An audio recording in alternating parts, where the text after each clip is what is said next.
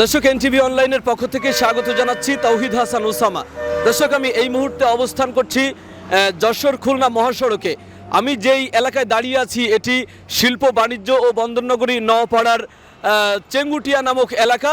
মূলত এই যশোর খুলনা মহাসড়কটি অত্যন্ত ঝুঁকিপূর্ণ। এই সড়ক দিয়ে প্রতিদিন হাজার হাজার যানবাহন চলাচল করে এবং প্রায় আমরা দুর্ঘটনার খবর পাই।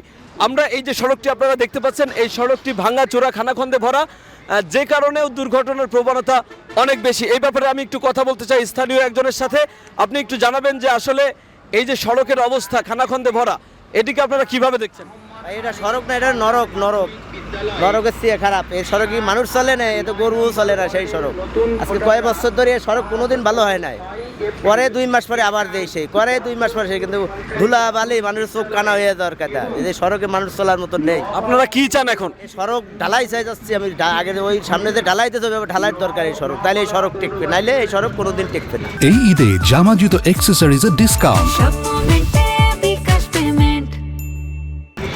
আচ্ছা, সামনে ঈদ, পবিত্র ঈদ উল ফিতর, এই উপলক্ষে যানবাহন বেড়েছে, মানুষজনের ক্ষয়ক্ষতির হতে পারে দুর্ঘটনার মাধ্যমে। আপনারা কি মনে করছেন?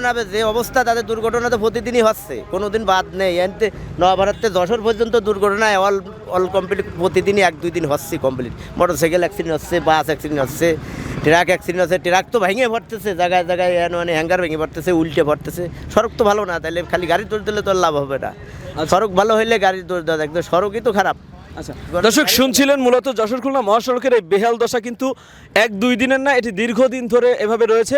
আমি আরেকটু জানিয়ে রাখি, যশোরের অভয়নগর উপজেলায় মোট 5 লক্ষাধিক মানুষের বসবাস। তার মধ্যে এটি শিল্প বাণিজ্য বন্দরনগরী হয়, আরও লক্ষাধিক মানুষ এখানে ভ্রাম্যমানভাবে বসবাস করে। আমি আরেকটু কথা বলতে চাই একজন পথচারীর সাথে। আপনি একটু জানাবেন এই যে সড়ক, এই সড়কের কী অবস্থা, আপনাদের কি কি সমস্যা হচ্ছে? সড়কের অবস্থা অনেক খারাপ। এখানে মূলত সমস্যা হচ্ছে 3টা।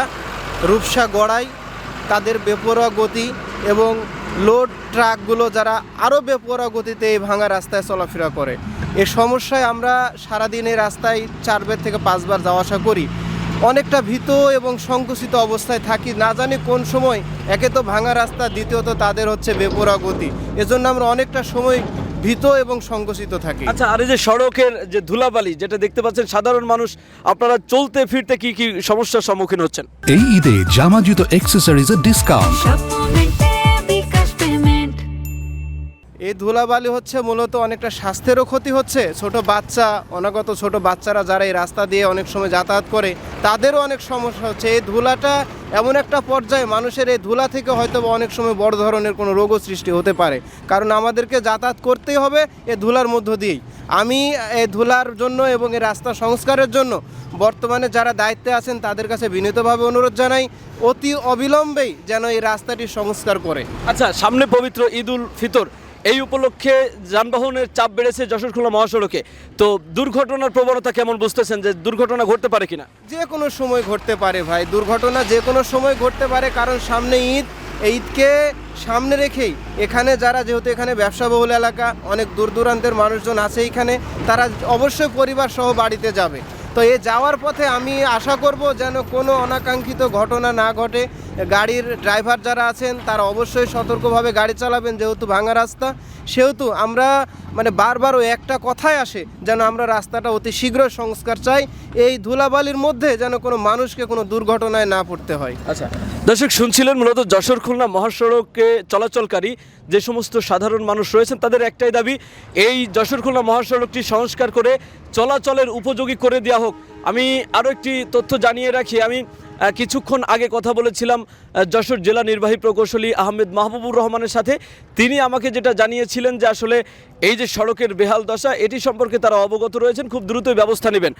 পাশাপাশি আমি নওপাড়া হাইওয়ে থানার ওসির সাথেও কথা বলেছিলাম। তিনি আমাকে যেটা জানিয়েছেন যে সড়কের নিরাপত্তার জন্য তাদের যা যা করণীয় তার সবই তারা করবেন, এবং সড়কে টহল জোরদার করেছেন এবং আমরা তাদের টহল দেখেছি। তবে একটি বিষয় বলতে হয়, নওপাড়া নূরবাগ এলাকা একটি ব্যস্ততম এলাকা, সেখানে প্রতিনিয়ত যানজট লেগেই থাকছে। এ ব্যাপারে কর্তৃপক্ষের উদাসীনতা লক্ষ্য করেছে এবং সাধারণ মানুষ আমাদের কাছে অভিযোগ করেছেন। দর্শক, এই ছিল যশোর খুলনা মহাসড়ক থেকে আমার কাছে সর্বশেষ সংবাদ।